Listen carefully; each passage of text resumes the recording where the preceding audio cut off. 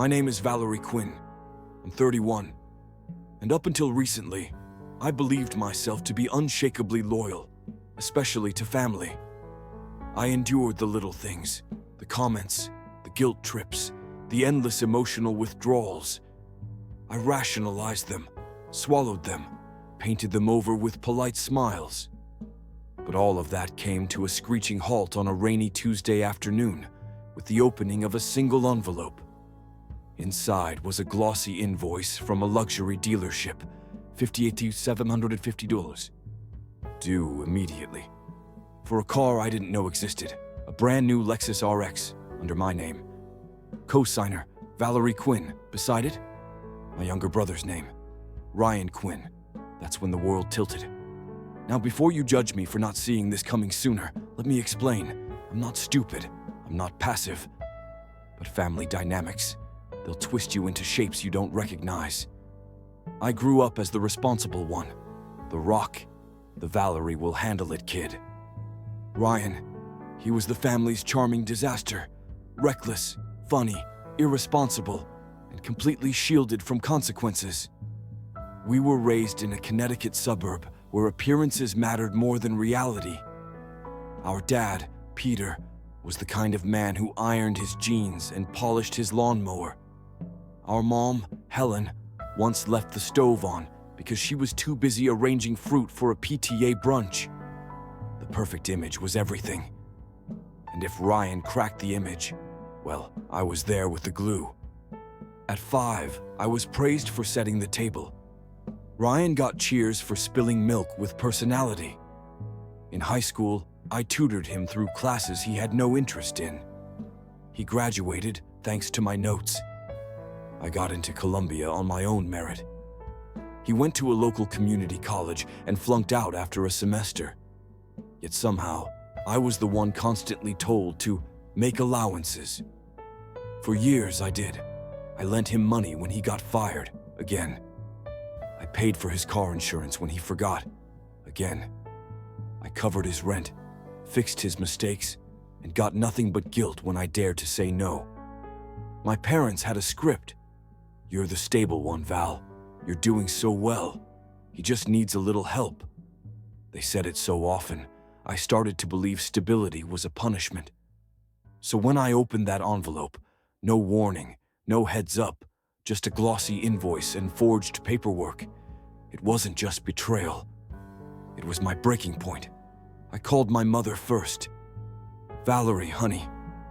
Everything okay? She chirped, like she hadn't just committed financial fraud.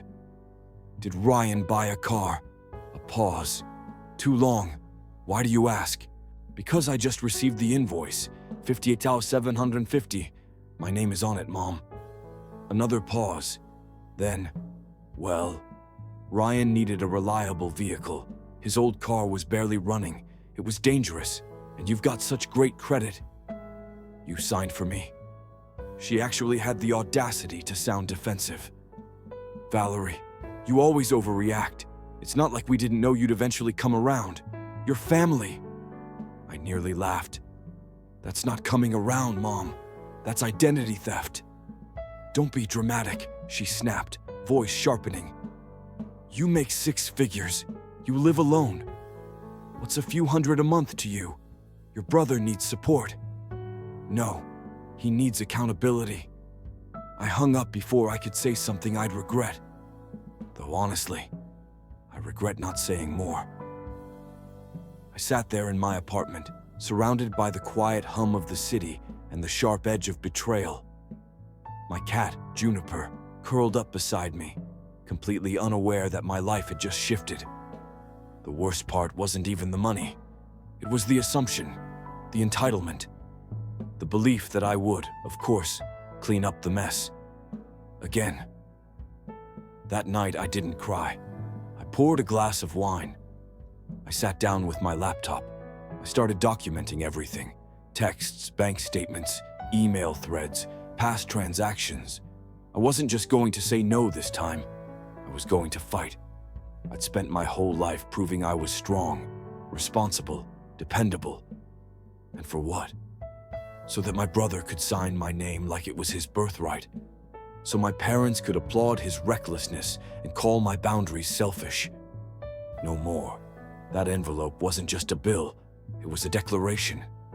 And for the first time in my life, I wasn't going to pay it. The next morning, I woke up earlier than usual, the invoice still sitting on my kitchen counter like a dare. I barely slept, and when I did, I dreamed I was trapped in a car I hadn't bought, careening toward a cliff while Ryan sat in the back seat scrolling TikTok. I called in sick. First time in 2 years. My boss, Julia, sounded genuinely surprised. "You okay?" "Just dealing with a family issue." She didn't ask questions. She's one of the good ones. After coffee and a long shower I didn't need, I walked to the nearest police precinct with a manila folder full of proof. I spoke to an officer named De Leon, who looked both sympathetic and amused by the sheer audacity of my situation. "So your brother signed your name on a luxury car loan without your permission?" I nodded. "And your mom admitted to signing it for you?" I nodded again. He blew out a breath. "You'd be surprised how often this happens, but most people don't report it." "Well, I'm not most people," I said, and I meant it. He took my statement, made copies, and gave me the number for the Financial Crimes Division. He also gave me a look I've never forgotten, half respect, half pity. When I left the station, my phone was blowing up. Missed calls from Ryan, then my mother, then Ryan again. Then, of all people, my Aunt Carol, who lives in Arizona and hasn't spoken to me in over a year. The voicemails all sounded the same. Varying shades of manipulation and disbelief. "Val, come on, it's not a big deal." "Valerie, your mother is sick over this. You're overreacting. Don't ruin your brother's future over a misunderstanding." One voicemail from Ryan stood out though. He didn't yell. He didn't beg. He just said, "If you go through with this, I hope you know what you're doing to the family." And that's when I realized he meant it as a threat. But it landed as a gift, because that sentence, it was the purest admission of how things had always worked in our house. The roles were fixed. I was the fixer. Ryan was the mess. My refusal wasn't just inconvenient, it was revolutionary. That night, I made a list of everyone I needed to call. First, the bank that issued the loan. I explained the fraud, gave them the police report number, and asked for the department handling identity theft. The woman on the other end was professional, polite, and cold. "We'll need to escalate this, ma'am. It may take several weeks. I expected that." What I didn't expect was the call I got later from my dad. "Val," he began, not even waiting for me to say hello. "What the hell are you doing?" "Dad, you're embarrassing us. Your mother is beside herself, and Ryan, he's devastated. He's trying to get his life together." "By stealing mine." "Oh, come off it. It's just a car. You've spent more on shoes." That's when something inside me snapped. Not cracked, snapped. "Do you even hear yourself? You're justifying fraud. You're protecting a 28-year-old man who can't keep a job for more than 6 months. And you're willing to burn your relationship with your daughter to keep the fantasy alive. You're being dramatic." "No, I'm being clear." Click. I blocked his number, then my mom's, then Ryan's, then Aunt Carol, just for fun. I knew what was coming next. Text messages from cousins I haven't seen since 2012. DMs from family friends. Social media sub-tweets about the danger of bitter women who forget family comes first. So I deactivated everything. I told my friends, the real ones, explained the situation. Some were horrified, a few weren't surprised. My best friend, Marissa, summed it up perfectly. "They've been eating off your plate for years, and now you've finally taken the plate away." Exactly. Later that week, I got a call from a lawyer I'd found online, referred through a financial crime survivors forum. Her name was Priya Kapoor, and after our initial call, I knew I had the right person. Your case is textbook familial exploitation, she said. They don't expect you to fight back because you never have. I'm fighting now, she smiled. Good. Let's start with a cease and desist letter to your parents and the dealership. The dealership was stunned. Turns out my mom had used a copy of my old signature from college to authorize the loan. I had no idea she even had that. They were cooperative after that, not because they cared about justice, but because they didn't want to get sued. By the end of the month, the car was repossessed. My credit report was cleared, the loan dissolved. But the damage to the family? Irreversible. And strangely, that felt okay.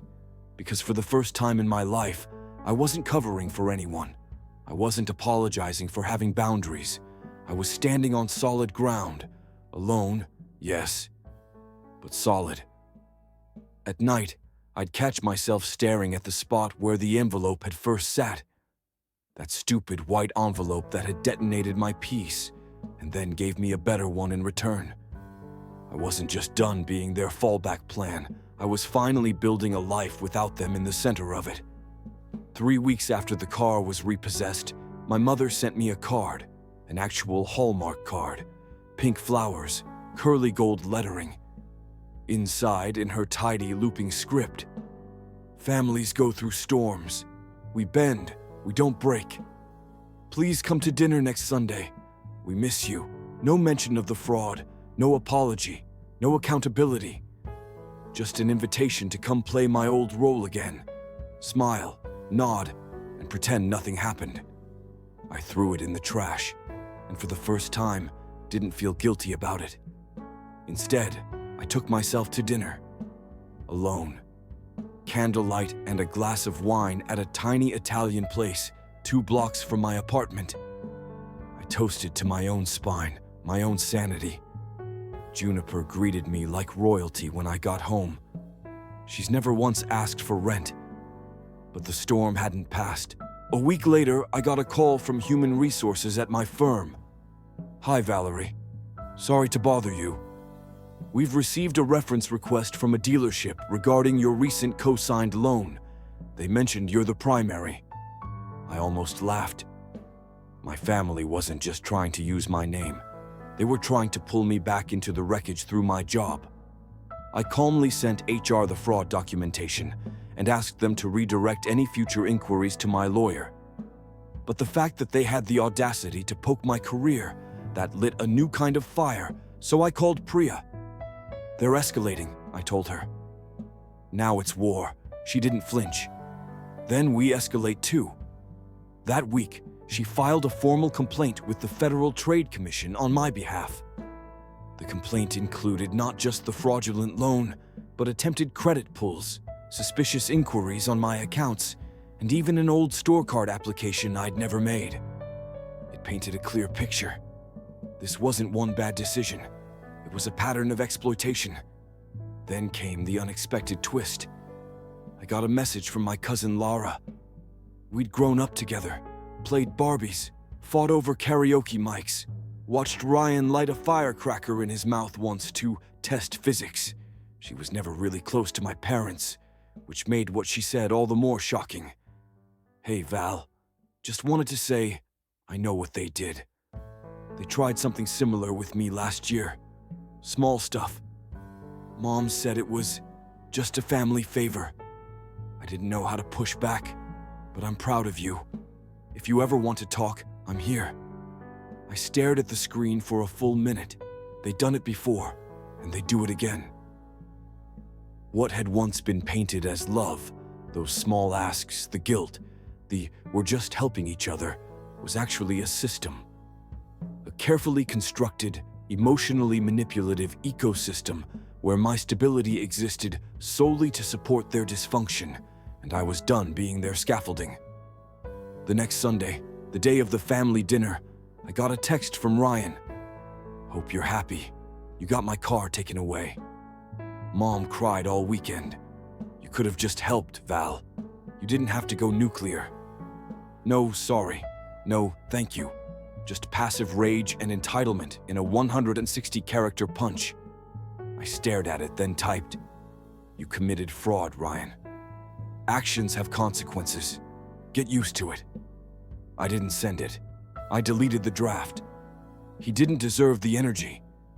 Instead, I sent Priya all further communications and updated my account passwords again. I switched to paperless billing and froze my credit. Took every step she recommended, no matter how paranoid it felt. Because it wasn't just about the car anymore. It was about reclaiming territory they'd claimed as theirs for decades. My time, my money, my peace. And then came the last straw. A call from Sandra, my manager. "I just had the strangest call from your father," she said carefully. "He expressed concern about your financial stability, said you'd been erratic. I told him it was inappropriate and hung up." I felt the blood drain from my face. They were trying to undermine me at work now. Paint me as unstable to the people who held my paycheck, my livelihood. Sandra continued, "Valerie, I don't know what's going on, but if you need support, I'm here." And off the record, that call didn't sound like concern. It sounded like sabotage. I thanked her, hung up, and sat in silence for almost 10 minutes. Then I picked up the phone and called Priya again. "I want a formal cease and desist. For both of them. Legal language. No wiggle room." "I'll get it drafted tonight," she said. "We're not just holding the line anymore. We're drawing a new one." I nodded, even though she couldn't see me. Because this time, I wasn't just protecting myself from a bill. I was protecting my entire future from people who thought family meant unlimited access. That night, I took a walk. No phone, no noise, just the cool air and the city lights. And I thought about all the years I'd spent managing their moods, fixing their mistakes, trying to earn affection by being useful, and how much quieter the world sounded without their voices in it. Freedom, it turns out, isn't always loud. Sometimes it's a quiet apartment, a glass of wine, and not flinching when the phone rings. I was starting to understand that. The cease and desist letters went out on a Thursday. By Monday, my parents had ignored them. By Tuesday, they had escalated. A manila envelope arrived via courier at my apartment. No return address. Inside, a handwritten letter from my mother. 3 pages, front and back, written in her finest cursive. "Valerie, this vendetta against your brother is beyond cruel. Do you really want to destroy this family over a car? We raised you to be better than this. But clearly money has turned you cold. And finally, we expect you at the family dinner this Sunday. If you refuse, don't expect to be part of any future family decisions." It wasn't an invitation, it was an ultimatum. I read it twice, then laughed. Sharp, bitter, breathless. They hadn't learned a thing. No apology, no remorse. Just the same old control tactics, repackaged in guilt and gold ink. But this time, I decided to go. Not because they summoned me, but because I was done hiding. I arrived at the Quinn house at exactly 6:58 p.m. on Sunday night. The house looked the same as always. Chipped white shutters, a fake wreath on the door, and perfection smeared over dysfunction like foundation over a bruise. Ryan's new used car, a dusty sedan that screamed financial downgrade, sat in the driveway. My mother opened the door. Her eyes widened like she'd seen a ghost. "Valerie," she said, with the forced smile of someone about to host a war disguised as dinner. I stepped inside. "You wanted a conversation. Let's have one." The dining table was already set. My father at one end, my mother at the other. Ryan slouched in his chair, scrolling on his phone. No one stood up. No one offered a hug. My seat, always the furthest from my father, was empty. I sat, silence stretched like a rubber band. Then Dad cleared his throat. "We're glad you came." "No, you're glad I didn't go public," Ryan snorted. Always dramatic. I turned to him. "You committed felony fraud, Ryan. That's not drama. That's reality." Jesus, Val. It was a car. You've always had this martyr complex. You used my name, my credit. You cost me a loan approval. You jeopardized my job. And you didn't even apologize. Not once. He scoffed. I didn't think you'd go nuclear. That's the problem. You didn't think because you've never had to. My mother raised her wine glass. Can we not do this here? Let's just have a peaceful dinner. No, I said, voice steady. We're going to do this now, because I'm not carrying this alone anymore. Dad leaned back, arms crossed. You're embarrassing yourself, Valerie. No, I'm revealing the truth. You forged my signature. That's a crime. You allowed Ryan to weaponize my finances. And instead of owning up, you sent a letter threatening to cut me off from the family. You're twisting everything, Mom snapped. No, I'm untwisting it. For the first time in my life, silence again. Thick, ugly. Then my father dropped the bomb. We spoke to a lawyer too, you know. If you pursue criminal charges, you won't see a cent of the estate. Not now, not ever. There it was, the truth, naked and proud. You mean the house with the second mortgage?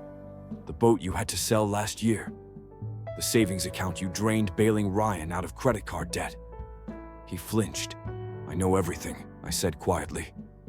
Priya and I did a full asset search. There's nothing left to inherit, just more lies. Ryan stood up. I don't have to take this. You never have, I replied.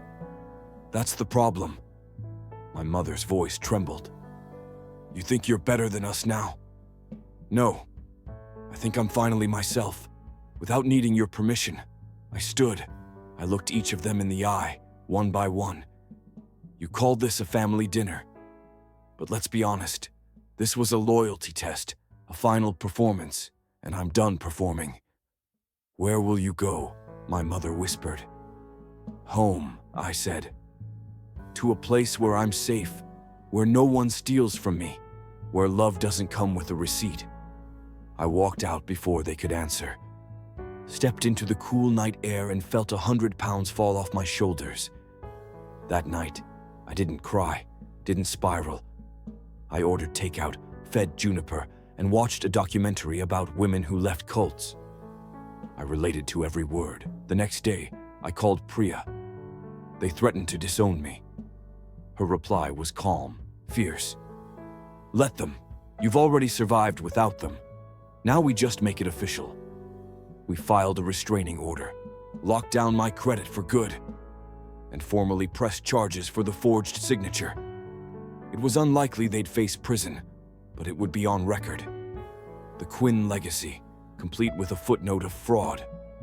I changed my emergency contact, updated my will, bought myself a new laptop and a bottle of champagne, and for the first time in my adult life, I started imagining a future with no strings attached, no guilt, no bargaining, just peace. Real peace. And that was worth more than any inheritance. The weeks after the dinner confrontation were strangely quiet. No voicemails, no texts, no last-ditch letters stuffed into my mailbox in flowery cursive. My parents had finally, mercifully, stopped. But I wasn't celebrating. Because silence doesn't always mean peace. Sometimes it just means the war is over, and you're left walking through the rubble. I kept waking up at 4 a.m., heart pounding, brain rehearsing old arguments I should have made. I'd stand in my kitchen, staring at the skyline through my window, wondering why grief could feel so much like relief, and vice versa. Priya called with updates. The dealership had filed their own complaint against my mother, citing forged documents and misrepresentation. The loan was officially voided, and my name cleared from their systems. She was negotiating to recover legal fees, though she warned it might take months. You're doing the right thing, she said. I nodded, even though she couldn't see me. I had no doubts about what I did, just sorrow about why it had to be done. In the absence of my family, I leaned into the people who had never treated my worth like a credit score. Marissa showed up with wine and movie nights. My coworker James brought me cupcakes just because. I even started going to yoga on Sundays, the same day I used to call my parents out of obligation. Eventually, I told the full story to my therapist. She listened, didn't flinch, just asked, "How would you comfort someone else who went through this?"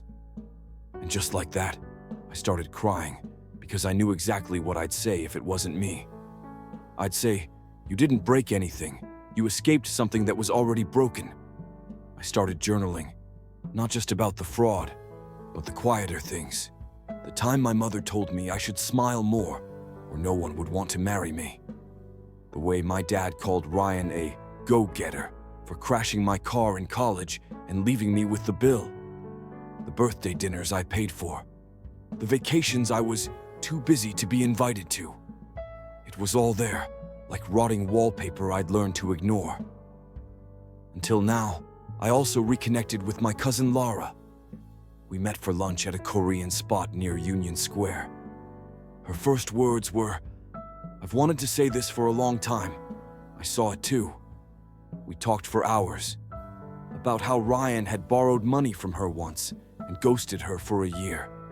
How my parents had tried to pressure her into contributing to a family trust that never really existed. How she'd always felt like the outsider in a family obsessed with image. "I used to think something was wrong with me," she said. "Now I realize we were just the only ones telling the truth." I left that lunch feeling seen in a way I hadn't in months. Not fixed, but understood. Around the same time, my boss, Sandra, called me into her office. "I've been watching how you've handled all this," she said. "Your work hasn't slipped once. Your integrity shows. We want you to take lead on the Larchmont account. A 6-figure client. A high-visibility project." I blinked at her. "You sure?" I asked. "I'm sure," she said. "Sometimes the best leaders are the ones who've survived something. You're resilient, Valerie, and smart, and overdue for recognition." That night, I sat on my couch with juniper and a glass of wine. I didn't celebrate, not yet, but I did something I hadn't done in weeks. I breathed deeply, without guilt. The emotional knots were loosening, one day at a time, and then, out of nowhere, it happened. A text from a number not saved in my phone. "Ryan, just so you know, they sold the house. Mom's moving into a condo. Dad's talking about retiring early. Guess you got what you wanted. Congrats." I stared at it for a full minute. No hi, no accountability, just blame, wrapped in sarcasm and sent at 11:46 p.m. I didn't reply. I blocked the number. Then I made a list, a real one. Not the revenge list. Not the paper trail of betrayals. A list of things I wanted in the next year. Take a solo trip somewhere warm. Start that online course on behavioral finance. Host a real Thanksgiving with people who chose me. Learn to sleep through the night again. Forgive myself for ever thinking I deserved less. The next morning, I went to yoga. It was a slow class, focused on grounding. At the end, the instructor said, "Whatever weight you carried in, let it stay here. You don't need to take it home." I thought about my family, their expectations, their silence, their rage when I said no, and I thought, I'm not taking it home. Not anymore. 6 months passed. The city thawed from winter into spring, and then into the kind of early summer that makes New Yorkers almost polite. My world had shifted on its axis, but for once, I wasn't scrambling to keep the balance. I was standing still, solid, alone, but not lonely. The lawsuit had quietly concluded. A negotiated settlement. No criminal charges filed. My parents paid the legal fees, signed a notarized statement admitting to the forgery, and agreed, under binding order, to never contact me or access anything under my name again. No dramatic court date, no headlines, just a signature on paper and a quiet unraveling of something I had once called family. What surprised me most was how Unceremonious it felt. No fireworks, no heartbreak, just a silence that no longer scared me. I didn't hear from Ryan again. Last I knew, he was working part-time at a friend's car dealership and complaining about cancel culture to anyone who'd listen. My parents moved to a condo in a gated development 3 towns over. Aunt Carol sent a passive-aggressive Christmas card I never opened. And I started building something better. It began with small rituals. Saturday mornings at the farmer's market, long walks without my phone, volunteering at a local financial literacy nonprofit where I taught women how to reclaim their credit, their budgets, their confidence. I called it my emotional penance, though my therapist reminded me it was actually healing. I threw my first Friendsgiving. 12 people showed up, including co-workers, Marissa, Laura, and even my neighbor who once lent me a screwdriver and never asked for it back. We made pie. We laughed until 2 a.m. No passive-aggressive digs, no expectations, just warmth. Turns out family can be chosen, and when it is, it's so much better. At work, I thrived. I nailed the Larchmont account, was promoted to senior consultant by March. Sandra gave me a bonus and a smile that said, "I told you so." I updated my LinkedIn and bought myself a new office chair with lumbar support. Grown-up joys. The biggest shift, though, was internal. I stopped flinching when someone asked about my parents. I stopped apologizing for setting boundaries. I stopped measuring my worth in how much I could endure. And on a random Wednesday in May, while drinking overpriced coffee in a sunlit cafe, I realized something wild. I didn't miss them, not even a little. What I missed was the idea of family, the version I'd held in my head, the movie montage kind, full of awkward hugs and redemption arcs. But that version had never existed, and I'd spent too long trying to earn love that was never meant for me. So I stopped trying. I started living. Later that summer, I took that solo trip I'd promised myself. Portugal. Bright tiled streets, ocean air, days without anyone asking me for anything. I sat in a tiny restaurant in Lisbon and wrote postcards to everyone who'd stayed in my corner. I signed each one. Love, V, from the other side of freedom. On the last day of the trip, I walked along the cliffs of Cabo da Roca, the westernmost point of Europe. The wind was fierce, and the sea below looked endless. I stood at the edge for a long time, hair whipping in every direction, thinking about what I'd left behind. The roles, the guilt, the version of me who thought saying no made her unkind, and then I turned away from the cliff. Not because I was afraid of falling, but because I had somewhere better to go. If you've made it this far, thank you. This isn't just my story. It's a story about boundaries, about saying enough, about choosing peace over performance, even when that peace is earned through pain. If you've ever been the responsible one, the strong one, the one who was expected to hold everything together while slowly falling apart, I see you. And if someone handed you an emotional invoice for loyalty you never owed, you don't have to pay it. Love doesn't demand silence. Family doesn't require sacrifice without respect. You are allowed to choose yourself, and when you do, you won't lose everything. You'll finally gain you. Thanks for listening. If any part of this story resonated with you, let me know in the comments. And if you're standing on your own cliff, wondering if you have the strength to step away, you do. Walk, Don't Look Back, Story 2. She called me a hero publicly, then sued me privately. But I had footage, witnesses, and her own husband's evidence. She didn't see it coming. It was an ordinary Wednesday. I had ended my shift at the physical therapy clinic and was walking to my car when I heard the crash. A silver SUV had wound itself around a large oak tree nearby. Smoke was already flowing from behind the hood. The driver's door opened, and a woman fell out, holding her phone up as if she were recording. She kept wailing about her kid as she backed away from the car. I'm not sure why I ran toward it. I'm not brave. I'm the one that calls maintenance to kill spiders. I opened the back door to see a youngster strapped into her car seat. The smoke was becoming thicker. The heat caused my eyes to moisten. I fumbled with the buckles, my hands shaking so much that I could hardly operate the release. The little child was wailing, and I kept saying, "It's okay. It's okay."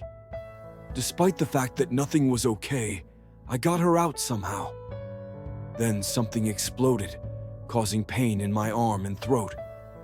The next thing I knew, I was on the ground, clutching this child, while strangers pushed us away from the flaming automobile.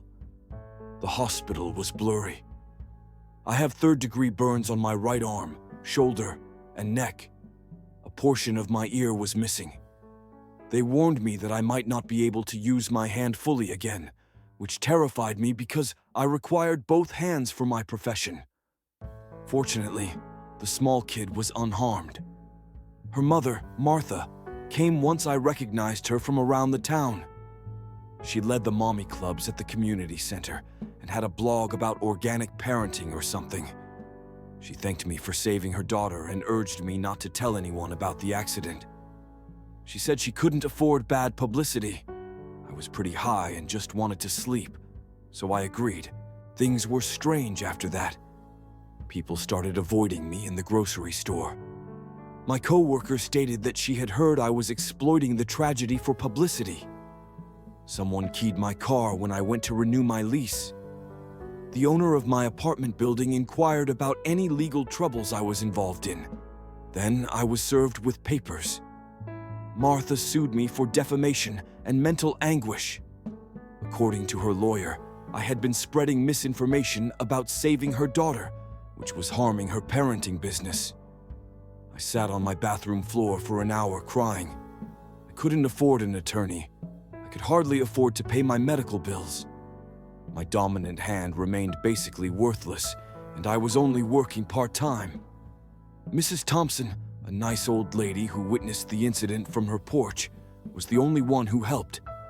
She informed me Martha was on her phone when she hit the tree, and I jumped into the fire while Martha fled. She offered to inform anyone who would listen. I found a lawyer who will labor for practically nothing while preparing my case. My lawyer obtained CCTV from the wine bar down the street where the accident occurred. It showed Martha departing at midday, getting into her car and video chatting on her phone. Her lawyers contacted mine regarding a settlement. They wanted me to publicly apologize and sign a statement promising never to talk about it again. The meeting was held in this antiseptic conference room downtown. Martha accompanied her husband, Robert. He seemed unhappy and kept staring at his hands. Martha looked through her phone as the lawyer spoke. I didn't anticipate what happened next. I just became angry. Truly angry. For the first time since the accident. I put out all of the information my lawyer had discovered, including surveillance footage, data from her car indicating she was speeding, and testimonials from other mothers who had witnessed her drinking at a morning gathering. Martha's face turned gray. Robert looked like he was about to puke up. Told them to drop the case and pay my medical bills, or I'd let everyone know the truth. They paid. I assumed that was the end of it. That was 3 months ago. My hand is steadily improving. I can work 4 days a week now. I was performing my exercises tonight when I heard a knock on my door. It was Robert. He looked dreadful, as if he hadn't slept in days. I'm sorry to bother you, he said. I found something. I almost didn't allow him in, but he seemed lost. He showed me screenshots from their doorbell camera, dating back months, showing Martha stumbling to the car with Ella, Martha backing into objects, and Martha taking drinks to the car in the morning. I installed a camera in her car last week, he explained gently. Look at this. The video is from yesterday. Martha swerved while Maya cried in the back seat. She yelled at her to stop talking as she hunted for her medication. I need help, Robert stated. My lawyer says I need more evidence for full custody, and and I need someone who knows what she's capable of. Will you help me? I felt my stomach turn as I looked at Robert's desperate expression. The apartment suddenly seemed too small. I strolled to the kitchen and took 2 glasses of water, giving myself some time to consider. My scorched palm trembled as I placed one in front of him. I don't know if I can do this, I murmured, sitting across from him at my small dining table. Your wife already tried to destroy my life once. Robert rubs his eyes. She's getting worse. Yesterday, she forgot to pick Maya up from daycare. They called me at work. When I confronted her, she said I was being controlling. He pulled out other videos from his phone, showing Martha weaving through traffic, Martha passing asleep on the couch while Maya played unsupervised, and Martha pouring something into her morning smoothie that clearly wasn't protein powder. My lawyer says the court favors mothers, Robert explained. Even with all this, they might just order supervised visits or rehab. I need someone who will testify about what really happened that day. I flexed my injured hand and felt the tight pull of scar tissue.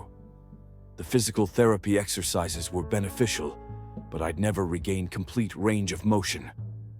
All because I went toward the flaming automobile while Martha fled. What exactly do you need from me? I asked you documentation. Witness statements help me build a case that shows a pattern, Robert said, leaning forward. I've been tracking everything for weeks, but I need someone else who sees what's happening. Someone credible. My phone buzzed, unknown. I almost ignored it, but something compelled me to answer. Is this the woman who saved the little girl? The voice was female and nervous. Who is this? I'm Jenna, from Martha's mom's group. I heard you might be willing to talk about what really happened. I looked at Robert. He mouthed speakerphone. I can't really discuss. She's been drinking at our morning meetings, Jenna said, puts vodka in her coffee thermos. We've all noticed, but nobody wants to say anything because she runs the whole program. But after what happened to you, some of us are worried about Maya. My heart raced. Would you be willing to make a statement? Maybe. There are 3 other moms who feel the same way. Can we meet? We plan to meet in a coffee shop the following day. After I hung up, Robert began entering notes onto his phone. This is good, he said. Really good. My lawyer will want to talk to them over the following hour. Robert showed me everything he had documented, including liquor store receipts, text exchanges in which Martha blamed him for her drinking, and images of empty bottles stashed about their house. It painted a picture of someone losing control. When did it get this bad? I inquired. It's been building for years, but after the accident, after you saved Maya. Robert's voice crackled. She became obsessed with controlling the narrative, spent more time managing her image than taking care of our daughter. He left around Tenju, but not before downloading a secure messaging software onto my phone for documentation. He explained that everything needs to be properly recorded. I hardly slept that night. Every time I closed my eyes, I was back in that flaming car, rescuing Maya, while her mother stood back and recorded on her phone. The following morning, I met Jenna and 3 other women at the coffee shop. They all had stories of Martha showing up smelling like booze, Martha sleeping off during story time, and Martha requesting other moms to watch Maya because she had errands that took hours. We considered reporting it, added Amanda. But she knows everyone. She'd make it seem like we were jealous or attempting to take over her business. I videotaped everything on my phone with their permission. Initially, they agreed to talk to Robert's lawyer. As I was walking back to my car, my phone rang. Martha, I know what you're doing, she added, without elaborating. Robert told me everything. You are attempting to steal my family, Martha. I'm not trying to. I have lawyers, 2 good ones. If you testify against me, I will make what happened before appear insignificant. I want to sue you for stalking, harassment, and intentional infliction of emotional distress. I will ensure that you never work as a physical therapist again." The call went dead. I sat in my car shaking, but this time it wasn't out of fear, but rather out of rage. I immediately shared the recording with Robert. That afternoon, I underwent physical treatment for my hand. "Marcus," my therapist sensed my stiffness right away. "Have a rough day?" he inquired, massaging my fingertips. You could say that as he operated on my hand. I remembered Maya, the terrified little girl I'd rescued from a flaming automobile. Did she recall that day? Did she realize her mother had gone away while she burned? My phone was continually buzzing throughout the session. Robert sends updates. His attorney wanted to schedule meetings. Jenna has forwarded screenshots of troubling posts from Martha's social network. By the time I arrived home, I had 17 missed calls from unknown numbers. My voicemail was full of messages, some encouraging, some frightening. Word traveled quickly in our small town. Someone hammered on my door as I was making soup through the people. I saw Martha. She appeared disheveled, with her usually flawless hair knotted and makeup smudged. "Open up," she exclaimed. "I know you were in there." I did not move. "You ruined everything," she mumbled. "My business, my reputation, and now you want my daughter too." I heard a crash. She'd thrown something at my door. Then footsteps run away. I called Robert immediately. "Your wife has just come to my flat. She's hammered." "Where is Meyer?" was his initial query. "I do not know. She was alone. I overheard him swear. I'm at work." "Can you?" He paused. "No, I can't ask you to do that." "Ask me what?" "Check if Meyer is at daycare. They close in 30 minutes." I picked up my keys without thinking. The childcare was just 10 minutes away. When I arrived, the director appeared relieved to see me. "Are you here for Meyer?" We had been attempting to call her parents for an hour. My heart fell. "Call Robert. Tell him I'm going to take her to my flat. He can pick her up there." Meyer recalled me the moment she saw me. She stretched out her small arms. "Help her, lady," she said. I strapped Meyer into the back seat, her small fingers grasping a plush elephant. The drive back to my place took longer than usual, since I kept checking my mirrors. Worried that Martha was following us, Meyer spoke merrily about her day, completely ignorant of the mayhem around her. Robert came 20 minutes later, still wearing his work clothes. He drew Meyer into his arms, embracing her as if he would never let go. While he got her relaxed with some crackers and a cartoon on my laptop, I brewed coffee with my right hand. "She's been tracking me," Robert muttered quietly. Now that Meyer was distracted. "I discovered an app on my phone yesterday. She knows where I go." My blood became chilly. "How long?" "Months. Perhaps a little longer. My lawyer believes she may have also left something on your phone when she visited you in the hospital." I grabbed my phone, feeling violated. Robert helped me look for tracking apps, but we couldn't find anything evident. Nonetheless, the harm was done. Martha might be aware of every text message, phone conversation, and meeting place. The following several days blurred together. I went to work attempting to act normal as my phone buzzed with Robert and the other mom's updates. Jenna had persuaded 2 additional ladies to come forward. One featured photographs of Martha slipping on a playground. Another had stored voicemails in which Martha slurred her speech while planning playdates. Thursday morning, I awoke to find that my automobile would not start. The mechanic stated that someone had put sugar in the gas tank. Mrs. Thompson called while I was waiting for the repairs. She saw someone approach my car at 3 a.m. The description matched Martha. I started taking alternative routes to work and parking in various locations. My coworkers sensed my paranoia. Marcus approached me over lunch and expressed concern about the black circles under my eyes. I wanted to tell him everything, but Robert's lawyer had instructed me to keep silent until they filed the custody paperwork. That evening, Robert contacted me to ask if I could watch Meyer again. Martha had vanished that morning, and the daycare refused to release Meyer to anybody but authorized contacts. I was obviously still on the list from when I had picked her up previously. Meyer appeared quieter this time. She kept asking for her mother, and I had to bite my tongue to avoid saying something I would regret. We colored pictures and read stories till Robert came looking exhausted. She emptied our joint savings account, he added, as Meyer was sleeping on my couch. $12,000 gone. The bank says they can't do anything because her name was on it. He showed me the security footage from their bank. Martha had walked in that morning calm and collected. Not like the disheveled woman who'd knocked on my door. She'd spoken with the teller and even laughed at something they said. It was unsettling how ordinary she appeared. My lawyer filed the emergency custody petition today, Robert explained. But she must be served. We can't find her. Martha transformed into a ghost during the course of the following week. She would appear at random times.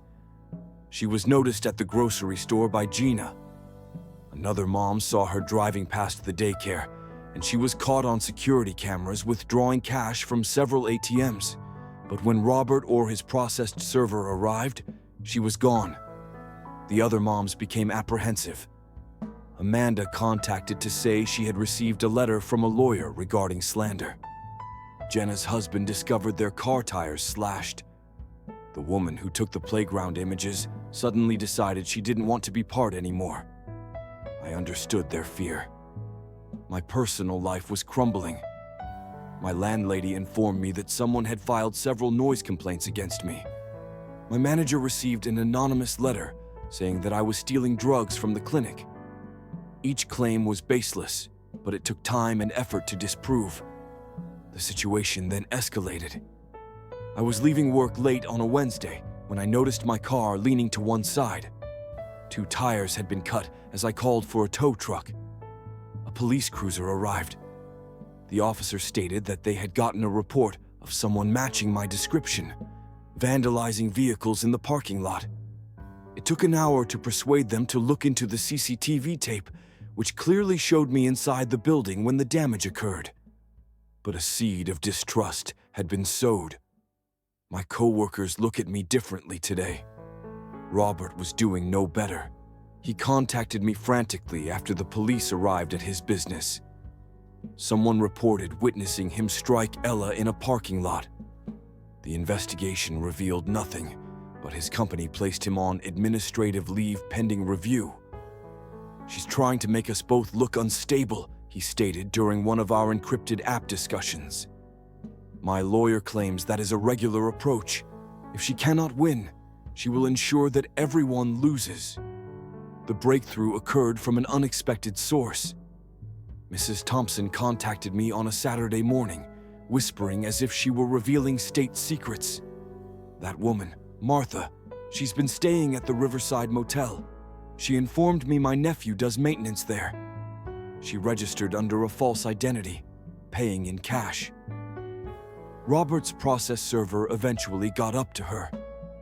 That afternoon, the custody court was scheduled for the following Friday, giving Meyer 5 days to prepare for what would either save her or consign her to further chaos. But Martha was not done. Monday morning, I arrived at work to see police cars in the parking lot. My employer met me at the door, her expression grim. "There's been an incident," she explained. "Someone broke into the pharmaceutical storage unit over the weekend. The surveillance footage, it displays someone who resembles you." My legs almost gave out. I quickly realized what had happened. Martha had somehow obtained film of me, possibly from the hospital or somewhere else, or found someone who looked similar. It did not matter. The damage was done. I was suspended pending an investigation. Without work, I couldn't afford a lawyer. Without my lawyer, I could not adequately assist Robert. It was a great yet horrible strategy. Robert took me up from the police station after 5 hours of interrogation. Maya was in the back seat, and seeing her little face clarified everything. It wasn't about me, Robert, or Martha anymore. It was about a young child who deserved better than this mayhem. "My lawyer has an idea," Robert explained as we drove. "But it's risky. The concept was simple. Record everything in real time. Create an indisputable record of Martha's activity that cannot be disputed or distorted." Robert's lawyer had introduced us to a private detective who specialized in custody matters for the next 3 days. We investigated our own lives. The investigator taught us how to legally record interactions, preserve evidence, and establish unbreakable documentation chains. Every threat, event, and sighting were scrupulously documented. Wednesday afternoon, everything went awry. I was at the grocery store getting supplies for the week when my phone rang. "Robert screaming, 'Is gone!' he exclaimed. The daycare reports that Martha picked her up an hour ago.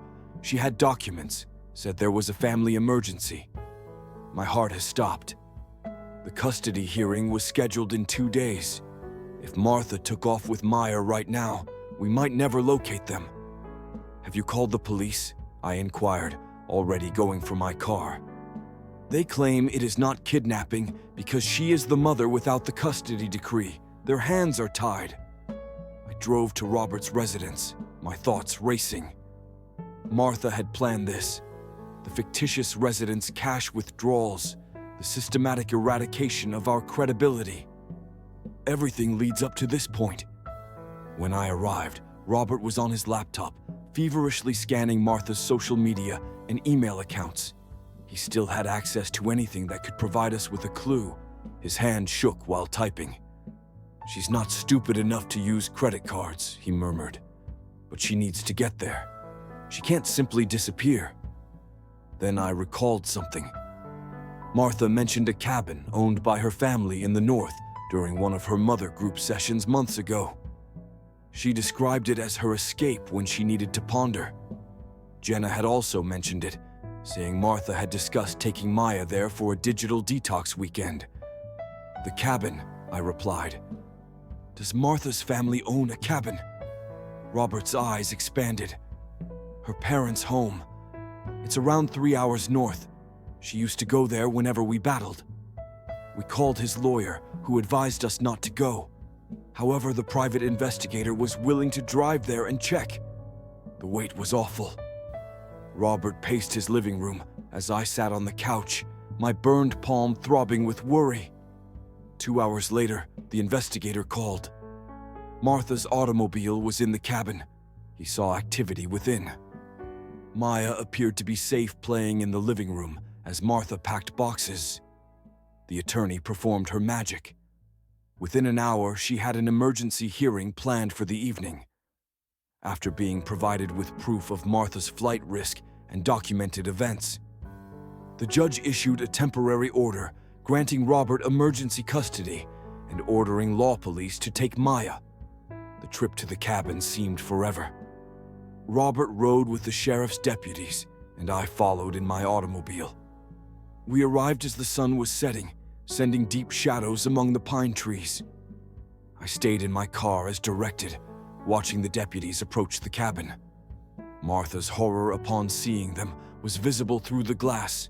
She attempted to protest, gesturing furiously, but the deputies remained calm and professional. When they brought Maya out, she was in tears. Perplexed by all the uniformed strangers, Robert dashed to her, snatching her up and clutching her tightly over his shoulder. I noticed Martha being brought to a deputy's car. She wasn't arrested yet, but she would have to attend the detention hearing. As we drove back to town, my phone vibrated with a text from an unknown number without seeing. I knew it was Martha, most likely using a burner phone. "This isn't over," the note stated.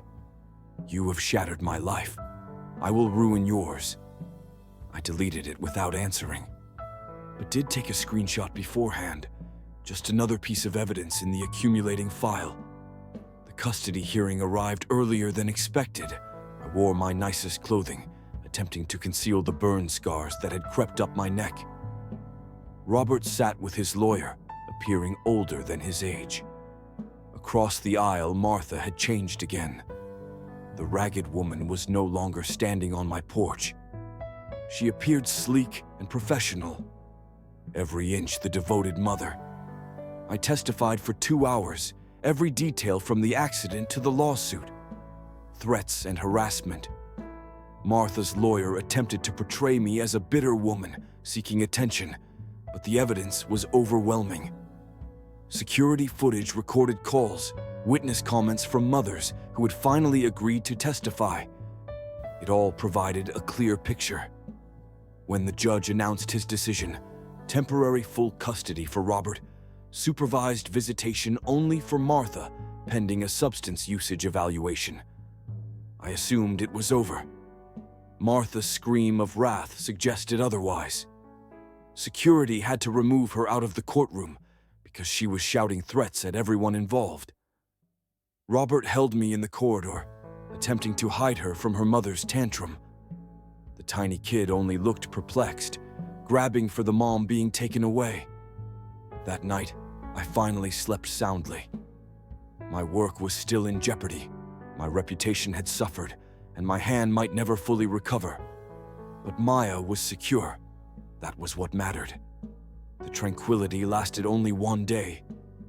Saturday morning, I awoke to a lot of sirens. My apartment complex was surrounded by emergency vehicles. I pulled on clothes and dashed outdoors to discover my building in disarray. Gas leak. My neighbor said somebody interfered with the main line. If Mrs. Patel hadn't smelled it and called 911, the entire building could have exploded. The fire chief questioned everyone. Around 3 a.m., security footage captured a figure in dark clothing near the gas meters, but the image was too blurry to identify. I knew, however, we all knew. Robert called while I was giving my statement, his voice taut with barely contained panic. "She's gone," he replied. "Martha never arrived for her monitored visit. Her apartment is empty. Her automobile is gone. Nobody has seen her since yesterday." The police issued an alert, but Martha had disappeared. Days passed into weeks with no trace of her. Robert created a security system and rarely let Maya out of his sight. I stayed with friends because I was too afraid to return to my flat, even after the gas line was patched. Then Jenna called with news that altered everything. "I just saw her," she muttered. "Martha, she is in the mall, but she is not like everyone else.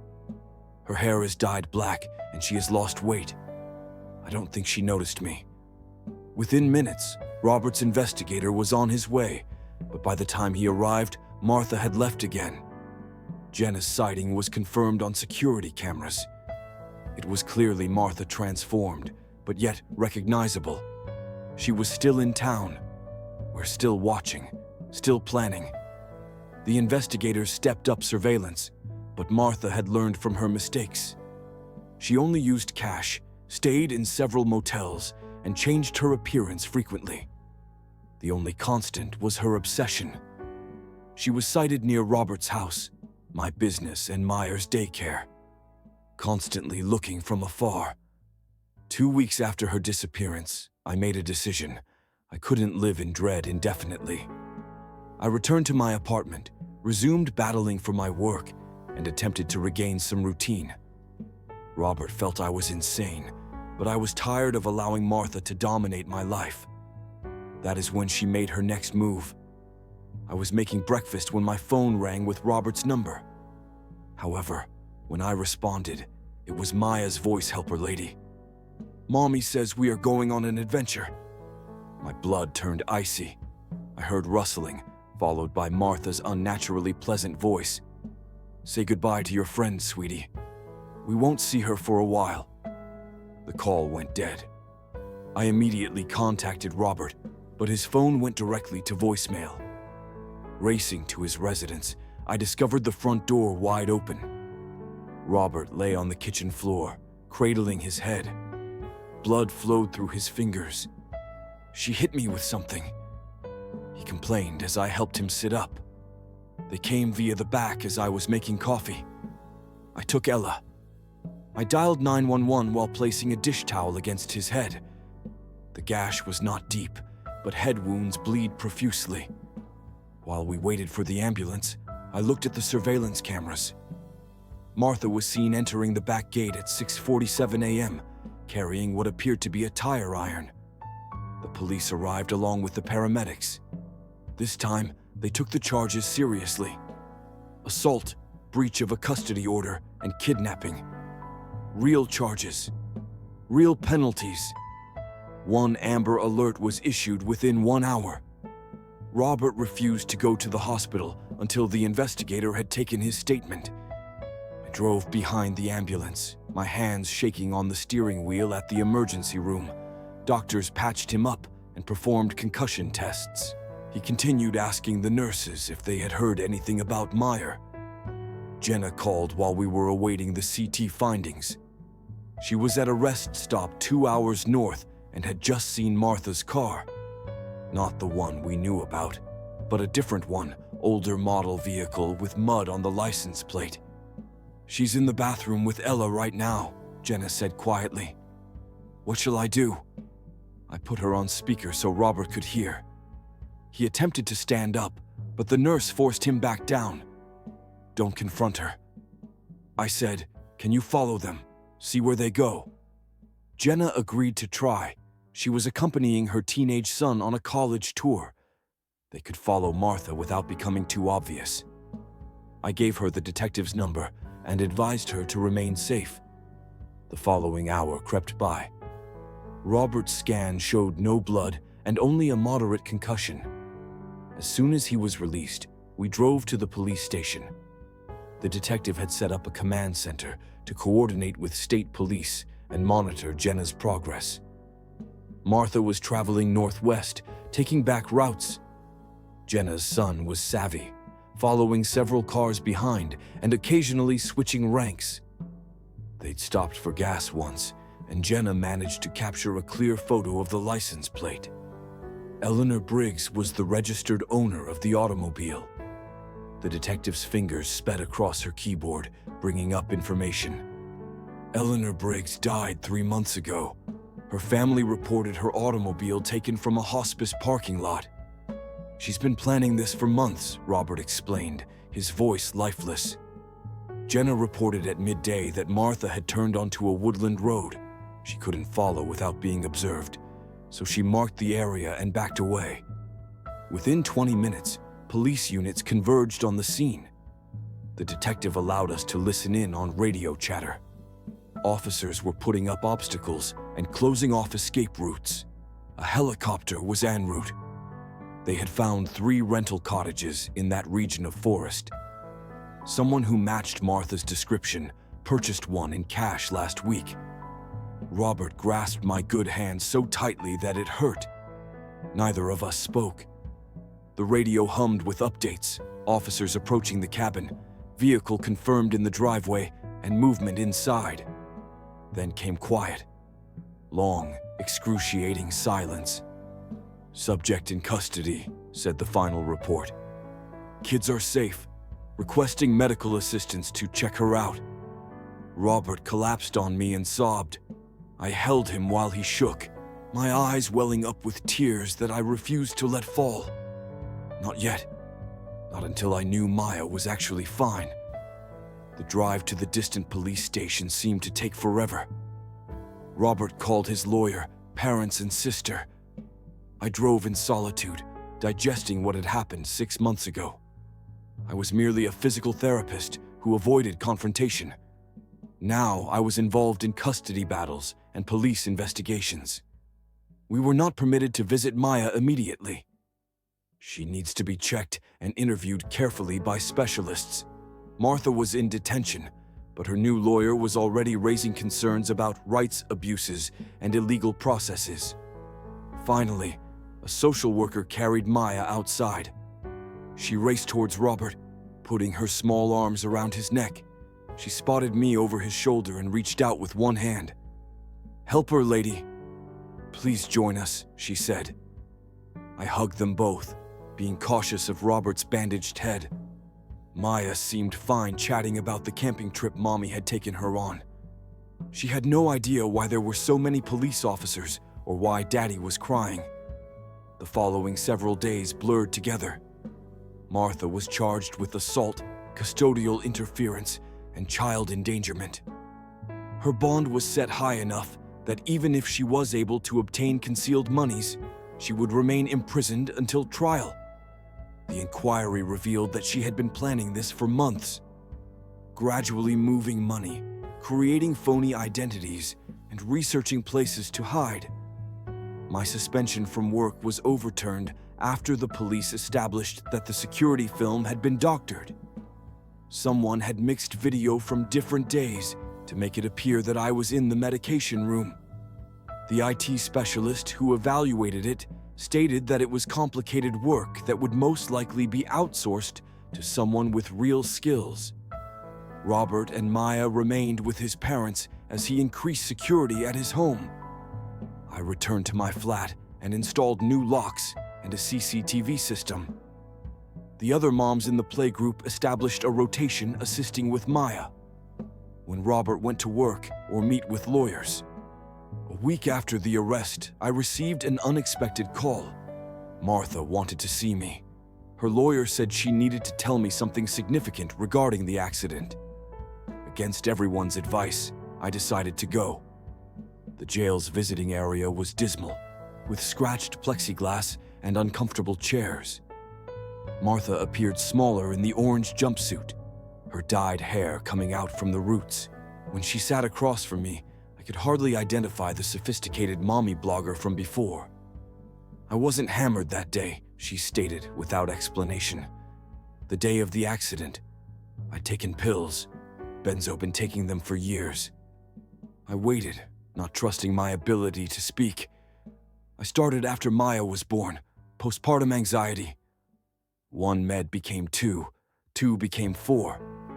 By the time of the accident, I was taking 10 times the prescribed dose just to feel normal. She laughed cruelly. Perfect mommy, blogger with a perfect life, popping pills like candy when you saved Maya, when everyone called you a hero. I panicked. If the truth came out, I'd lose everything, so I tried to destroy you instead. Why tell me now? I inquired. She shrugged. My lawyer says showing remorse might help at sentencing. Plus, you deserve to know you saved my daughter when I was too high to do it myself. I went without saying goodbye. In the parking lot, I sat in my car and finally allowed myself to cry for Maya, Robert, and even Martha for the entire catastrophe that began with one moment of deciding to rush into danger rather than away. The trial took 3 months to schedule. During that period, life took on a new cadence. I worked 4 days a week, gradually regaining strength in my broken hand. Robert and I became friends through trauma, but our friendship grew into something more genuine. Maya began calling me Aunt Helper, which made me chuckle each time. Martha pleaded guilty to avoid a lengthier sentence of 3 years, with the potential of parole in 18 months if she completed treatment and parenting courses. Robert was granted full custody with no visits until Martha finished her programs and passed frequent substance tests. The day after sentencing, I was in the park with Maya while Robert met with his lawyer to discuss divorce papers. She was tackling the monkey bars, trying to get all the way across despite her small hands. On her 5th attempt, she succeeded, tumbling to the ground with a victorious yell. I did it! Did you see? I saw, I said, high-fiving her with my free hand. You're getting so strong. She smiled at me before taking a serious tone. Will you always watch me be strong? I reflected on everything that had led up to this point. The crash, the fire, the lawsuits, the threats, and the long journey from Wednesday when I nearly walked past a blazing automobile. Yeah, I answered. I'll always watch. Robert arrived with divorce papers signed and submitted. He grabbed Maya up and spun her around, making her squeal while watching them. I felt something settle in my chest, not quite peace. There was still too much to do for that. But perhaps the beginning. My hand would never completely recover. Martha would make it out eventually. The scars, both inside and out, would remain permanent. But Maya was unharmed. That was what mattered. Sometimes the best ends aren't actually endings. They're just another beginning. Messier, yet more realistic than any fairy tale. Standing in that park, I watched a small girl I'd rescued from a blazing automobile play with her father.